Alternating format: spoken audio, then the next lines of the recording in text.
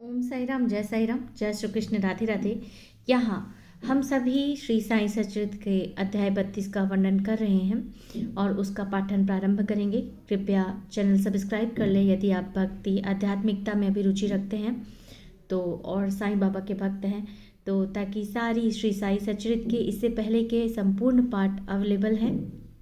तो चलिए, आज हम अध्याय 32 जिसमें कि गुरु और ईश्वर की खोज उपव्यास अमान्य बाबा के सरकार के विषय में वर्णन किया गया है। इस अध्याय में हिमांशु पंत ने दो विषयों का वर्णन किया है। पहला तो किस प्रकार बाबा की अपने गुरु से भेंट हुई और उनके द्वारा ईश्वर दर्शन की प्राप्ति उन्हें कैसे हुई, और दूसरा श्रीमती गोखले जो कि 3 दिन से उपवास कर रही थी, उनको पूरन पोली का भोजन बाबा ने कैसे कराया। प्रस्तावना: श्री हिमांशु पंत वट वृक्ष का उदाहरण देकर इस गोचर संसार के स्वरूप का वर्णन करते हैं। गीता के अनुसार वट वृक्ष की जड़ें ऊपर और शाखाएं नीचे की चारों ओर फैली हुई है। ऊर्ध्व मूल मध्य शाखम, गीता का 15वां अध्याय श्लोक 1। इस वृक्ष के गुण पोषक और अंकुर इंद्रियों के भोज्य पदार्थ है। जड़ें जिनका करणीभूत कर्म है और वे सृष्टि के मानवों की ओर फैली हुई है। इस वृक्ष की रचना बड़ी ही विचित्र है। ना तो इसके आकार, उद्गम और अंत का भान होता है और ना ही इसके आधार का। इस कठोर जड़ वाले संसार रूपी वृक्ष को नष्ट करने हेतु किसी बाह्य मार्ग का अवलंबन करना अत्यंत आवश्यक है, ताकि इस आसार संसार में आवागमन से मुक्ति हो। इस पथ पर अग्रसर होने के लिए किसी योग्य दिग्दर्शक अर्थात गुरु की नितांत आवश्यकता है।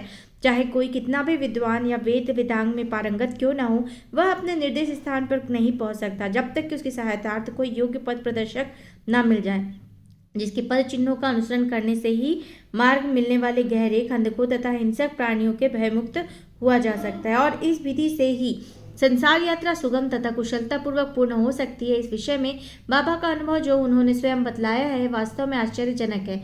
यदि हम उसका ध्यानपूर्वक अनुसरण करते हैं तो हमें निश्चय ही श्रद्धा, भक्ति और मुक्ति मिलेगी। अन्वेषण: एक समय हम 4 सहयोगी मिलकर धार्मिक व अन्य पुस्तकों का अध्ययन कर रहे थे। इस प्रकार प्रबुद्ध होकर हम लोग ब्रह्मा के मूल स्वरूप पर विचार करने लगे।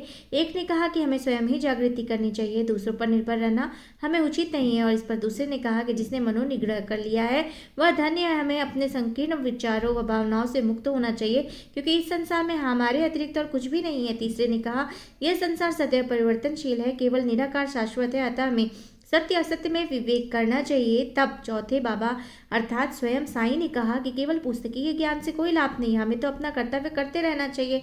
दृढ़ विश्वास और पूर्ण निष्ठापूर्वक हमें अपना तन, मन, धन, पंच प्राण आदि सर्वव्यापक गुरुदेव को अर्पण कर देना चाहिए। गुरु भगवान है, सबका पालनहार है। इस प्रकार वाद विवाद के उपरांत हम चारों सहयोगी वन में ईश्वर की खोज के लिए निकले। हम 4 विद्वान बिना किसी से सहायता लिए केवल अपनी स्वतंत्र बुद्धि से ही ईश्वर की खोज करना चाहते थे। मार्ग में हमें एक बंजारा मिला जिसने हम लोगों से पूछा कि हे सज्जनों, इतनी धूप में आप लोग किस ओर प्रस्थान कर रहे हैं। प्रत्युत्तर में हम लोगों ने कहा कि वन की ओर। उसने पुनः पूछा, कृपया यह बतलाइए कि वन की ओर जाने का उद्देश्य क्या है। हम लोगों ने उसे टाल मटोल वाला उत्तर दे दिया। हम लोगों को निरुद्देश्य सघन भयानक जंगलों में भटकते देखकर उसे दया आ गई। तब उसने अति विनम्र होकर हम लोगों से निवेदन किया कि आप लोग गुप्त खोज का हेतु चाहे मुझे न बतलाए, किंतु मैं प्रत्यक्ष देख रहा हूँ कि मध्याह्न के प्रचंड मातंड की तीव्र किरणों की उष्णता से आप लोग अधिक कष्ट पा रहे हैं। कृपया यहाँ आकर कुछ क्षण विश्राम और जलपान कर लीजिए। आप लोगों को सहृदय तथा नम्र होना चाहिए। बिना पथ प्रदर्शक के इस अपरिचित भयानक वन में भटकते फिरने से कोई लाभ नहीं, और यदि आप लोगों की तीव्र ऐसी इच्छा ही है तो कृपया किसी योग्य पथ प्रदर्शक को साथ ले ले। उसकी विनम्र प्रार्थना पर ध्यान न देकर हम लोग आगे बढ़े। हम लोगों ने विचार किया कि हम स्वयं ही अपना लक्ष्य प्राप्त करने में समर्थ है, और तब फिर हमें किसी सहारे की आवश्यकता नहीं। जंगल में बहुत विशाल पाधीन था, वृक्ष इतने ऊंचे थे, घने थे, सूर्य की किरणों का भी वहां पहुंचना बहुत कठिन था। परिणाम यह हुआ कि हम मार्ग भूल गए और बहुत समय तक यहाँ वहां भटकते रहे। भाग्यवश हम लोग पुनः उसी स्थान पर जा पहुंचे जहां पहले प्रस्थान किया था। तब वही बंजारा हमें पुनः मिला और कहने लगा कि अपने चातुर्य पर विश्वास कर आप लोगों को पद की विस्मृति हो गई है। प्रत्येक कार्य चाहे वह बड़ा हो चाहे छोटा, मार्गदर्शक आवश्यक है। ईश्वरीय प्रेरणा के अभाव में सत्पुरुषों से भेंट होना संभव नहीं। भूखे रहकर कोई कार्य पूर्ण नहीं हो सकता। इसलिए यदि कोई आग्रहपूर्वक भोजन के लिए आमंत्रित करे तो उसे अस्वीकार ना करो। भोजन तो भगवान का प्रसाद है, उसे टुकराना उचित नहीं। यदि कोई भोजन के लिए आग्रह करे तो अपनी सफलता का प्रतीक जानो। इतना कहकर उसने भोजन करने का पुनः अनुरोध किया, और फिर भी हम लोगों ने उनके अनुरोध की उपेक्षा कर भोजन करना अस्वीकार कर दिया। उसके सरल और गुरु उपदेशों को ध्यान दिए बिना मेरे 3 साथियों ने आगे प्रस्थान कर दिया। अब पाठक ही अनुमान करे कि वो लोग कितने अहंकारी थे। मैं शुद्ध और त्रिजस से अत्यंत व्याकुल ही। बंजारे के अपूर्व प्रेम ने मुझे आकर्षित किया, और यद्यपि यद्यपि हम लोग अपने से अत्यंत विद्वान समझते थे, परंतु दया एवं कृपा किसे कहते हैं उसे सर्वदा अनभिज्ञ थे। बंजारा था तो एक शूद्र, अनपढ़ गंवार, परंतु उसके हृदय में महान दया थी, जिसने बार बार भोजन के लिए आग्रह किया।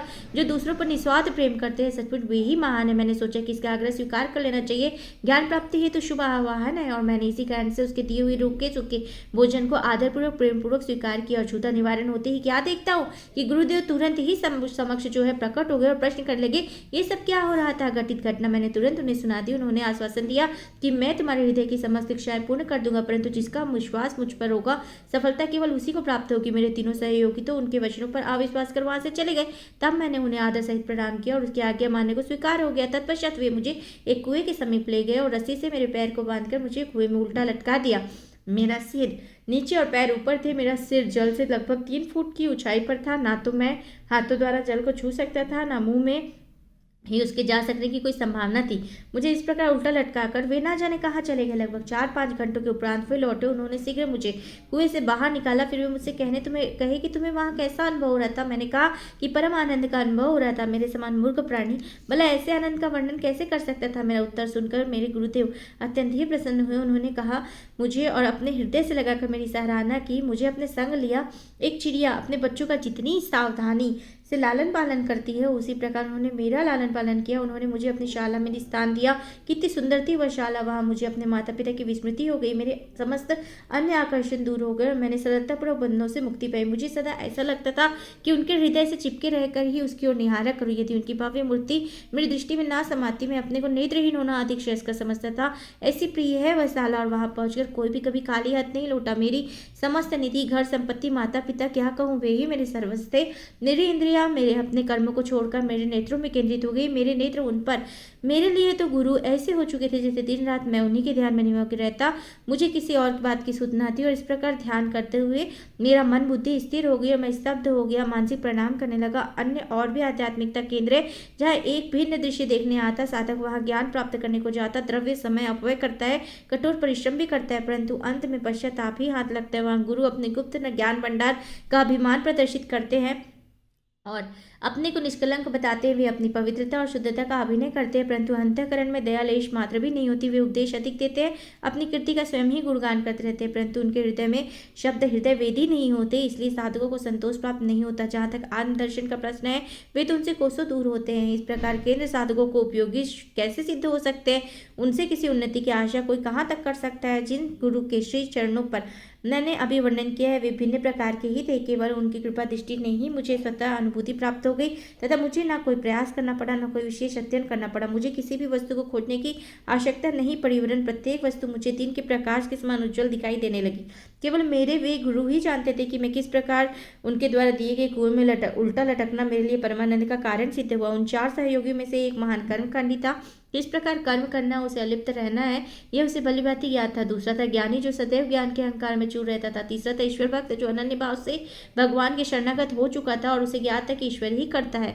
जब वे इस प्रकार के विचार विनिमय कर रहे थे, तभी ईश्वर संबंधी प्रश्न खड़ा उठ पड़ा। वे बिना किसी सहायता के प्राप्त किए अपने स्वतंत्र ज्ञान पर निर्भर रहकर ईश्वर की खोज में निकल पड़े।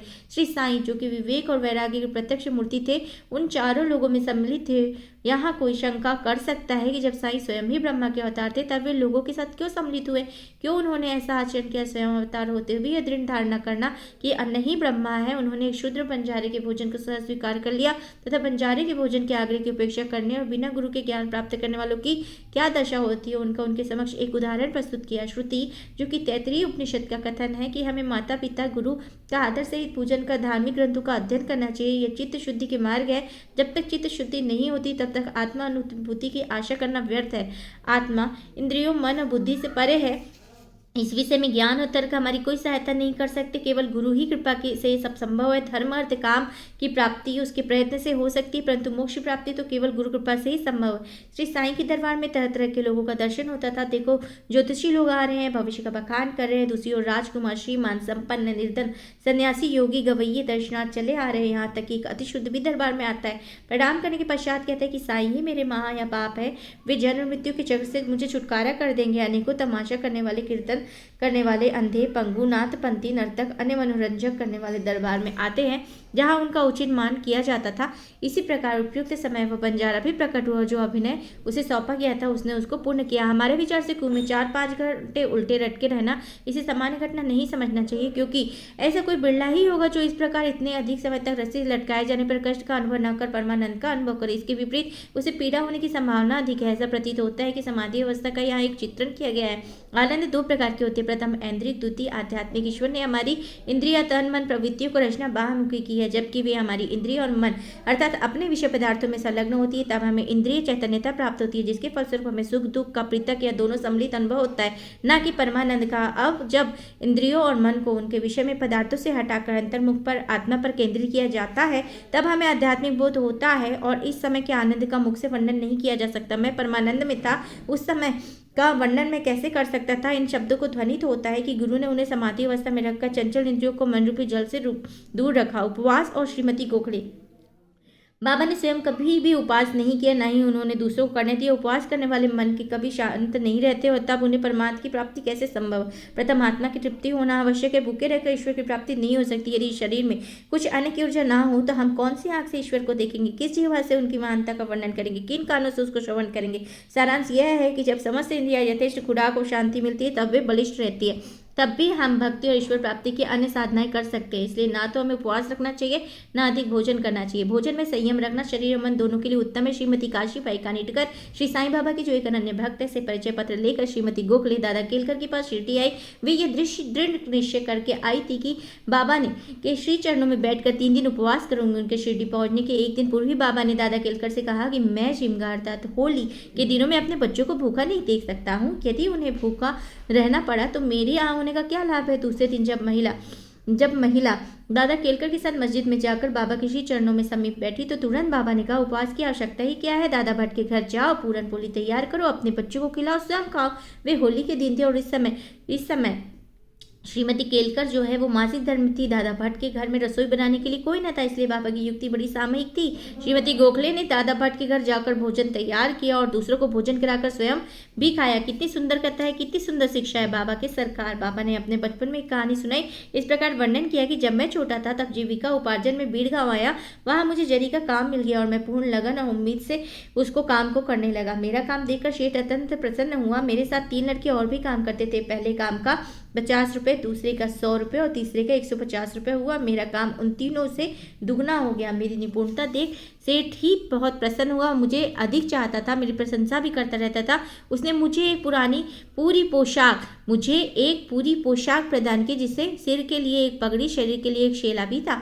मेरे पास वह पोशाक वैसी ही रखी रही। मैंने सोचा कि जो कुछ मनुष्य निर्मित करता हो वह नाशवान और अपूर्ण है, परंतु जो कुछ मेरे सरकार द्वारा प्राप्त होगा वही अंत तक रहेगा। किसी भी मनुष्य के उपहार की समानता उससे संभव नहीं। मेरे सरकार कहते हैं ले जाओ, लोग मेरे पास आकर कहते हैं मुझे दो, परंतु जो कुछ मैं कहता हूँ उसके अर्थ का पर कोई ध्यान देने का प्रयत्न ही नहीं करता। मेरे सरकार का खजाना अर्थात आध्यात्मिक भंडार भरपूर है, वह बह रहा है। मैं तो कहता हूँ कि खोद कर गाड़ी भर के ले जाओ।